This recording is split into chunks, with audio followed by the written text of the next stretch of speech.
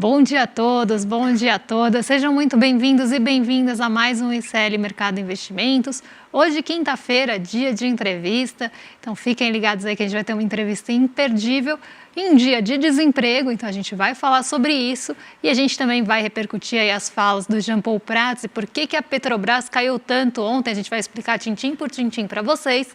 Mas antes disso, bom dia, André, como você está? Bom dia, Débora. Bom dia a todos os nossos telespectadores. Hoje, seu desemprego, a gente vai repercutir isso. Vamos repercutir também a qualidade do desemprego com a nossa entrevistada, Karina Fernandes, que é professora e economista. Ela trabalha com isso, então a entrevista vai ser pautada nisso. Mas vamos também falar um pouco da Petrobras, que teve falado do Jean Paul Prats, perdão aí, gente. Mas antes de tudo, já que tem entrevista hoje, então o dia está cheio, vamos já colocar a agenda do dia aí para os nossos telespectadores saberem o que vão enfrentar, Débora? Hoje é um dia aí de muitos PIBs sendo divulgados, né? A gente teve várias leituras aí de crescimento de produto interno bruto em diversos países, então a gente tem França divulgando PIB, a Turquia, a gente teve a Índia também, mas ainda do terceiro trimestre aqui no caso. A gente tem também vendas no varejo na Alemanha, então dados aí importantes sendo divulgados no comecinho da manhã, principalmente ali na Europa, na Eurásia, vamos pensar assim. Às 9 horas da manhã, a gente tem a divulgação, né, já teve, na verdade, a divulgação da PNAD contínua trimestral com o trimestre encerrado em janeiro. Esse dado a gente vai trazer aí bastantes detalhes para vocês. Em seguida, a gente tem aí o CPI e núcleo, né, preliminar de fevereiro da Alemanha, então o índice de preços ao consumidor e o núcleo do índice de preços ao consumidor, ambos preliminares, porque como se fosse aí o nosso IPCA 15, vamos pensar assim, ambos preliminares do mês de fevereiro. Fluxo cambial sai às 10h15, né, na verdade saiu às 10h15 agora no Brasil. A gente tem dados de auxílio-desemprego sendo divulgados nos Estados Unidos agora às 10h30 e a estrela do dia aí no cenário internacional, os gastos com consumo pessoal, renda e também aí gastos com consumo e o núcleo do índice de gastos com consumo pessoal, o famoso PCI, eles foram divulgados agora às 10h30 da manhã. E já adianto que vão mexer bastante hoje com o mercado, porque esse era o dado mais aguardado aí da semana, pensando no cenário internacional, depois da segunda leitura do PIB dos Estados Unidos. Então, um dado bem importante, a gente vai passar aí por cima quando formos falar aí da abertura do mercado. A gente tem também vendas pendentes de imóveis nos Estados Unidos. O presidente do Fed de Atlanta, o Rafael Bostic, participa de eventos institucionais hoje e a gente não tem só ele falando, a gente tem uma série de dirigentes do Fed hoje também aí participando da agenda, participando de eventos, então a gente deve ter um dia aí também com um pouco de centralidade nisso, sobretudo aí no período da tarde, porque o mercado está tentando realmente buscar essa sinalização aí de condução de política monetária dos Estados Unidos e agora que saiu o PCI, a gente pode inclusive ter uma sinalização diferente. PCI, como eu sempre falo, um dado que o Banco Central dos Estados Unidos acompanha bem de perto para a condução de política monetária. Então, a gente tem a combinação aí dos dois, isso pode trazer alguma movimentação no meio da tarde. A gente também tem no fim do dia o PMI Composto Industrial e de Serviços de fevereiro, divulgado pela NBS aqui, não é o S&P Global, na China, e depois a gente tem o S&P Global, sim, divulgando o PMI composto de fevereiro.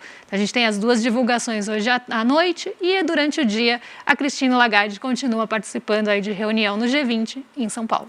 Vamos agora então já para o nosso giro de mercado aqui, vamos falar como que fecharam os mercados ontem à noite, a notícia que a gente sempre coloca para vocês, aí sugestão para tratar sobre o que vocês podem esperar no dia, como fechou os mercados na Ásia. Mas, Débora, vamos lá falar rapidinho aí de como que o mercado asiático se comportou aí durante essa manhã. Bom, hoje a gente teve aquele famoso comportamento misto no mercado asiático. Isso porque a gente tinha uma grande ansiedade, uma grande expectativa pelo índice de preços de gastos com consumo pessoal nos Estados Unidos. Esse dado só ia sair às 10h30 e o mercado asiático fecha aí no nosso horário, perto das 6h30 da manhã. Então, a gente teve ali uma grande expectativa por esses dados depois de um dia mais negativo em Nova York. Então, a gente tem esse movimento negativo de Nova York chegando aí na Ásia pela manhã, junto a essa expectativa por esses dados que podem dar algum sinal de condução de política monetária, como eu falei. Então, o mercado ficou bastante cauteloso aí em relação a esse dado, essa divulgação. Mas o Xangai Composto acabou se descolando do restante da Ásia. Na verdade, os mercados chineses acabaram se descolando de uma forma geral do restante da Ásia. E a gente vê aí uma alta de 1,85 no Xangai Composto. Por que isso aconteceu? O que levou o Xangai Composto aí a essa alta, mais uma vez, descolada do restante da Ásia? A gente teve uma divulgação hoje, um anúncio de um novo estímulo de mercado financeiro. Então, a gente tem alguns pacotes ali sendo divulgados na China, de pacotes de estímulo à economia e também pacotes de estímulo ao mercado financeiro. No caso aqui, foram novos estímulos de mercado financeiro, inclusive ali tentando regulamentar e tentando ali até estimular o mercado e regulamentar ali algumas operações com derivativos. Então, aqui a gente tem, mais uma vez, algum estímulo mesmo, uma medida sendo tomada em relação ao mercado financeiro para tentar alavancar ali as negociações e tentar alavancar o Xangai Composto e o mercado financeiro chinês de uma forma geral. E aí a gente teve uma boa repercussão, o mercado reagiu super bem a isso. Hoje, Xangai Composto subiu 1,85. Então, mais uma vez, aí a China se descola do restante por conta aí de anúncios de estímulos que estão a toda aí nesse comecinho de ano, desde que veio o Ano Novo Lunar Chinês. Após isso, só estímulos sendo divulgados por lá. E a gente tem até a expectativa de mais estímulos aí em março. Então, isso deve ficar muito no radar do mercado, porque a gente está falando de China e a gente está falando de um grande motor aí global. Vamos então agora para o Brasil, porque saiu a taxa de desemprego aí no trimestre finalizado em janeiro e você teve um aumento do desemprego, né? Porque se a gente for pegar em relação ao último trimestre, ela ficou estável, né? Mas no trimestre encerrado em dezembro, ela deu uma alta, né? Você estava com 7,4 de taxa de desemprego e agora a gente tem 7,3. A gente coloca o gráfico aqui para vocês para mostrar aí como que funcionou. Então a gente vê que estava em queda constante aí desde o mês de abril, né? Desde o mês de março, entre março e abril do ano passado, e agora voltou a subir, né? Isso aí é um fator bem sazonal, a gente já adianta para vocês, porque em janeiro a gente tem o final das vagas temporárias. Então, muita gente que tem vaga temporária, que foi contratada principalmente para as vendas de fim de ano do comércio, acabam tendo seus contratos encerrados. Isso daí aumenta a taxa de desemprego. Tanto que, se a gente for observar o tipo de desemprego que mais se aumentou durante esse mês, a gente pode colocar inclusive no próximo gráfico, a gente vê que a alta foi maior entre aquelas pessoas que estavam sem carteira assinada. Você vê, em comparação no setor privado com os sem carteira assinada, você teve mais gente perdendo os seus postos de trabalho nesse setor, de 84 mil comparado com 23 mil com carteira assinada. Dos trabalhadores domésticos, 86 mil pessoas a menos nos postos de trabalho em comparação a 5 mil com carteira assinada. Até no setor público, 97 mil menos pessoas com carteira assinada, né? Se comparar com pessoas com carteira assinada, a gente tem 86 mil, a gente tem 11 mil, né? Um aumento de 11 mil, né? Então a gente vê aí que em todas as categorias, até por conta própria, 98 mil a menos com carteira assinada, né? Então a gente teve esse efeito. Então a gente vê, inclusive a renda melhorou, né? Então a gente vê, Débora, que o mercado de trabalho ele parece estar um pouco melhor, ele parece estar com uma situação até que vantajosa, até caiu menos do que estava sendo esperado aí pelo mercado, mas a gente vai chamar agora a nossa convidada para debater se realmente existe essa melhora de fato no mercado de trabalho. Tudo bem, Karina? Professora, economista, Karina Fernandes, fala o seu bom dia para todo mundo. Bom dia, André, bom dia, Débora, bom dia a todo mundo que nos assiste. É um prazer estar aqui, obrigada pelo convite.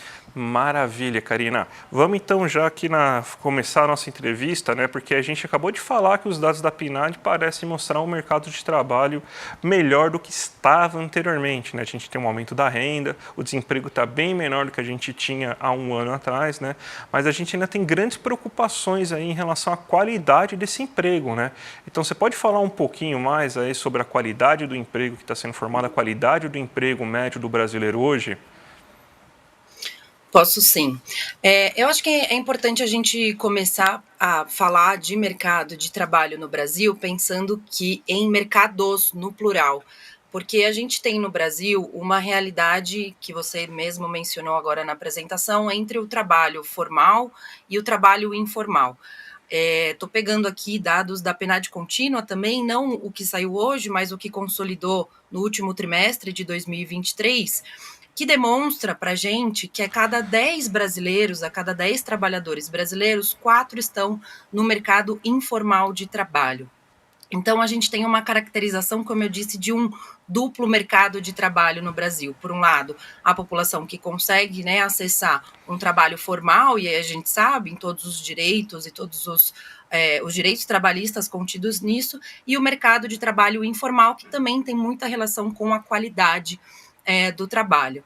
Outra caracterização importante para a gente fazer, para a gente ter em mente, quando a gente fala de mercado de trabalho no Brasil, é que no ano de 2023, como você também mencionou, a gente teve uma criação de aproximadamente 1,5 milhão de vagas formais no país, o que é muito positivo.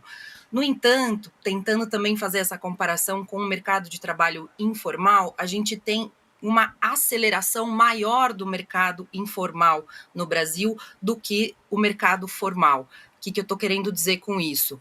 Temos um resultado positivo, né? Inclusive, só fazendo um parênteses, dessas 1,5 milhão de vagas criadas, majoritariamente, 90% aproximadamente, está na juventude, está ali no pessoal de 18 a 24 anos, e está também caracterizada a uma população de um grau de instrução de ensino médio completo, o que também é muito positivo para a gente pensar, de fato, né, no mercado de trabalho, quem precisa trabalhar, em quem precisa entrar no trabalho. Então, a gente tem essa caracterização que é positiva, mas, por outro lado, a gente teve uma aceleração, como eu mencionei, do mercado informal mais rápida do que do mercado formal.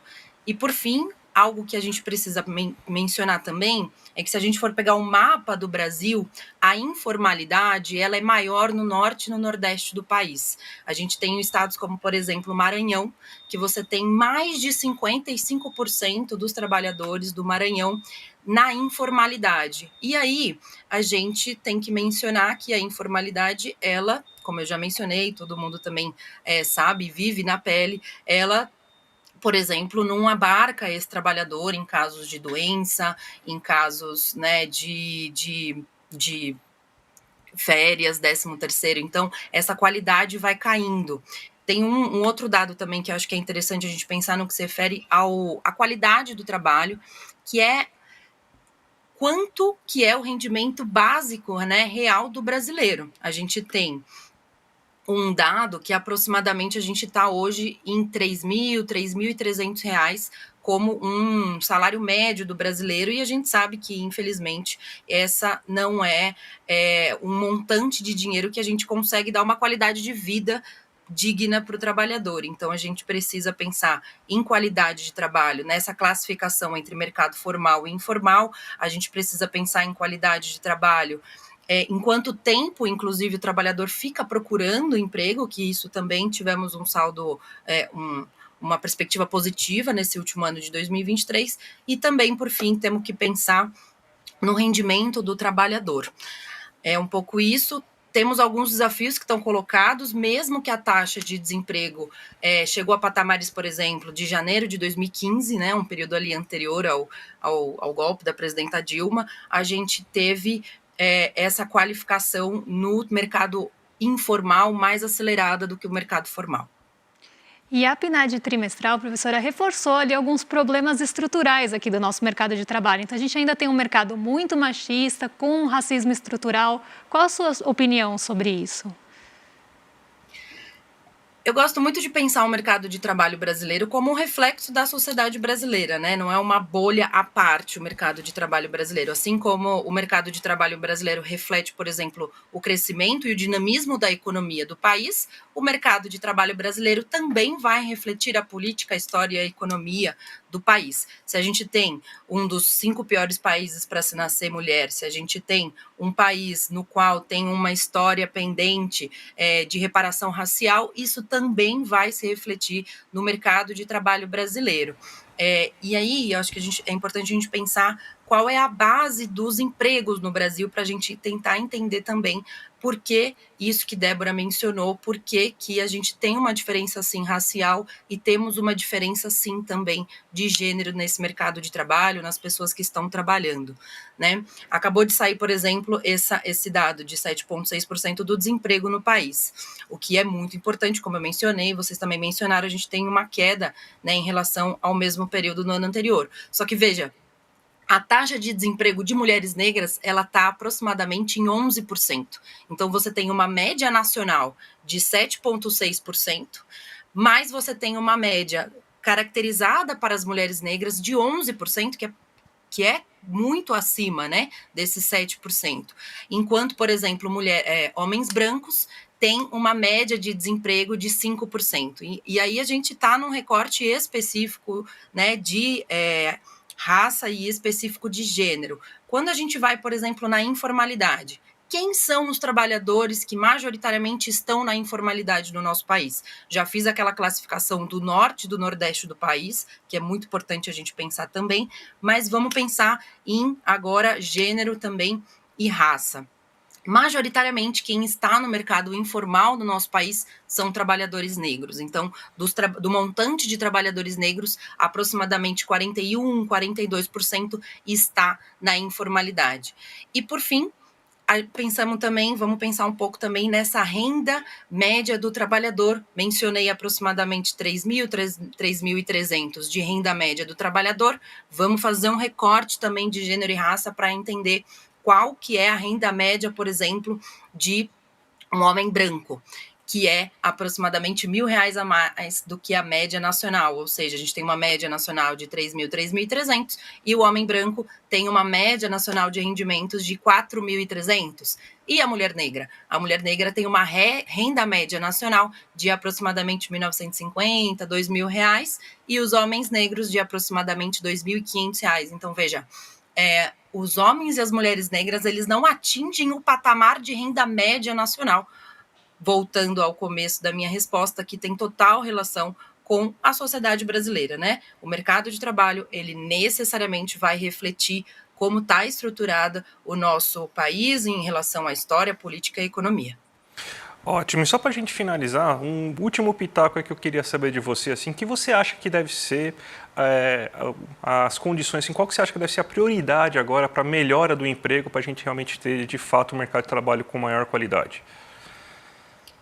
Bom, tendo em vista todos os nossos direitos trabalhistas adquiridos, obviamente que o perfil de trabalho que vai trazer essa qualidade e essa garantia também de renda, uma garantia que você vai ter o salário, né, que a informalidade, por muitas vezes os trabalhadores informais não sabem, agora vai virar o mês, por exemplo, amanhã é né, e aí é uma nova corrida para você conseguir 30 dias aí ter o seu salário. Então, para mim, sem sombra de dúvidas, o trabalho formal, com todos os direitos estabelecidos, é algo muito importante para a gente, enquanto sociedade brasileira, almejar.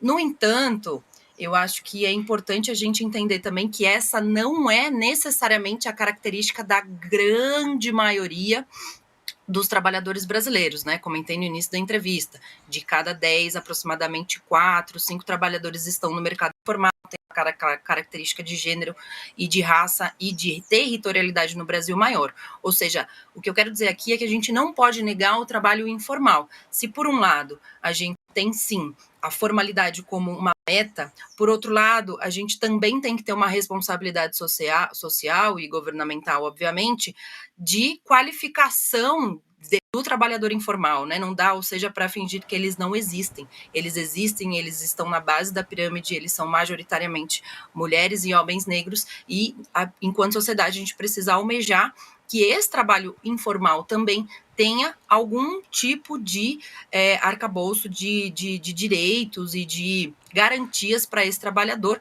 porque você está, se a gente não conseguir isso enquanto sociedade, você está desresponsabilizando o próprio Estado no que se refere à qualidade de vida e qualidade de trabalho dessa população que está no mercado de trabalho informal. Ótimo, Karina. Queria agradecer a sua presença. Mais uma vez, uma ótima entrevista aqui que a gente teve nesse horário. E sua palavra final para dar o tchau para a nossa audiência. Obrigada, gente.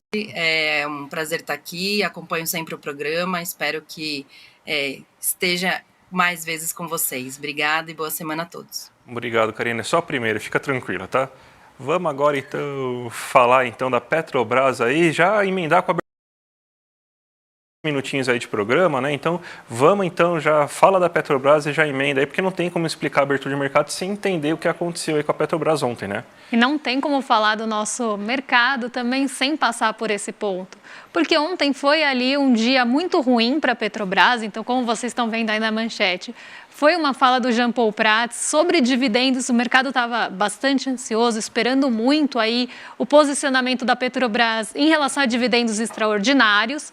E a gente teve uma fala do Jean Paul Prats que foi contra o que o mercado gostaria, que ele gostaria de ouvir, na verdade, e isso fez com que o mercado fosse contrariado, e aí a gente teve a queda que a gente teve ontem, que no pior momento do dia, as ações da Petrobras chegaram a cair mais de 6%. Eu montei um gráfico aqui, eu vou passar bem rapidamente por ele, porque eu acho que isso ajuda muito a entender essa cabeça do mercado e por que ele reagiu tão mal à fala do Jean Paul Prats. Porque primeiro a gente tem que entender o que o Jean Paul Prats falou. Ele falou que a gente está num momento da Petrobras que se almeja a transição energética, que se almeja realmente que o objetivo é o investimento, e isso, né, fez com que quem colocasse em dúvida. E aí, quando eu falo investimento, gente, eu estou falando de realmente investimento real ali, do lado real, de aumentar a capacidade produtiva, de ter ali inovações. Então, a gente está falando desse tipo de investimento. E quando ele fala sinaliza que a prioridade da Petrobras nesse momento é essa, o mercado automaticamente entende que ele vai receber menos dividendos ou que ele não vai receber os dividendos extraordinários que ele estava esperando. E aqui a gente vê nesse gráfico um mercado muito mal acostumado com o pagamento de dividendos, né? Então, de um lado, a gente tem o lucro líquido em bilhões, tá? Em bilhões de reais, que é essa coluna verde para quem está assistindo, e do outro a gente tem os proventos que foram pagos aí ao longo dos anos. E o que a gente viu ali de 2020 para frente, né? Então, em 2019, a gente teve ali um lucro líquido de 40 bilhões e uma distribuição de proventos de 10,58 bilhões ali, que caracterizou 26,35% de payout. O que é o payout? É o quanto a empresa pagou ali de dividendos, de proventos em relação ao lucro. E aí, a partir de 2020, né, a gente vê um movimento curioso, mas é um movimento até que a gente consegue entender o porquê que ele aconteceu, de um pagamento de dividendos, inclusive, muitas vezes acima do lucro líquido. Então, olha que 2022, que foi o máximo aí nos últimos 5 anos, a gente teve a Petrobras distribuindo 152% de payout. Então, ela distribuiu praticamente 50% a mais do que ela lucrou, tirando ali até alguns caixas e alguns fluxos que a gente tinha de anos anteriores. E aí, por que a gente vê a Petrobras fazendo isso?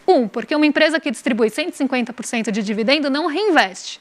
Então, esse é um primeiro ponto. Então, já começa ali um sucateamento de uma empresa estatal. Ponto 2, que a gente não pode esquecer, ano eleitoral. E foi nesse ano, justamente, que a gente teve aquela barriguinha daquelas receitas extraordinárias ali do governo, até para equilibrar contas. Então, aqui a gente tem 2 pontos bem importantes, que é o não reinvestimento na própria companhia e essa distribuição que parte e volta ali para o governo como receitas extraordinárias no ano eleitoral. Então, aqui é movimento que, inclusive, agrada muito o mercado.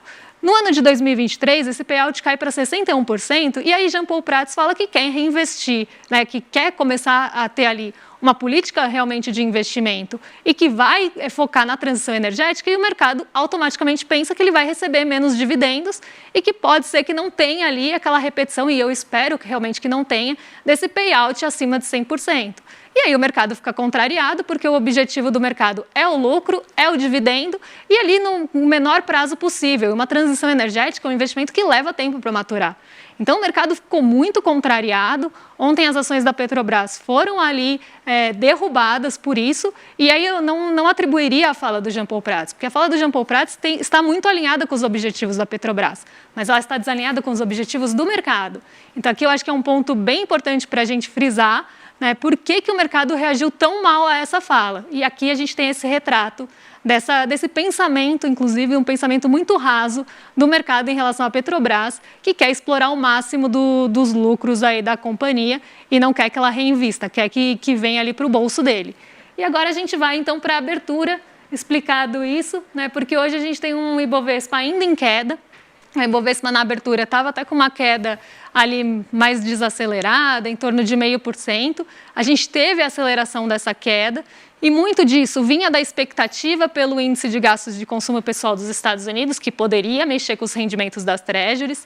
Então, como o mercado aqui já estava com uma abertura negativa, refletindo ali essa incerteza em relação ao PCI, em relação ao índice de gastos com consumo pessoal, no comecinho do dia, as treasuries elas estavam acelerando. Então, o rendimento dos títulos de dívida dos Estados Unidos, as expectativas dos juros futuros de lá, estavam acelerando, estavam subindo na expectativa dessa divulgação. A divulgação aconteceu 10h30, ela veio dentro do esperado, não trouxe surpresas e mostrou desaceleração ali em relação ao mês anterior. Então, isso trouxe uma calma para o mercado, a gente já começa a ter o arrefecimento desses rendimentos de treasury, e então, por isso, a gente vê o mercado dos Estados Unidos, o mercado estadunidense, abrindo em alta aí de 0,5%.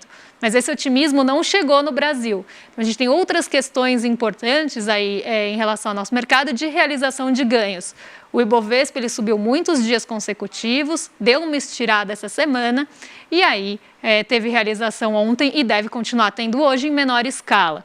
O que a gente tem também é o dólar aí subindo em relação, se fortalecendo em relação ao real, ainda muito refletindo essa realização e saída de recurso estrangeiro da nossa bolsa. Então, hoje a gente deve ter um dia ainda em tendência negativa, seguindo a tendência de hoje, mas o fôlego de Nova York pode até limitar um pouco essa queda, agora com a abertura dos mercados nova-iorquinos. Chegou o dia, Débora. Hoje, lançamento de produto novo aqui da firma, Empreendedor Mestre aí.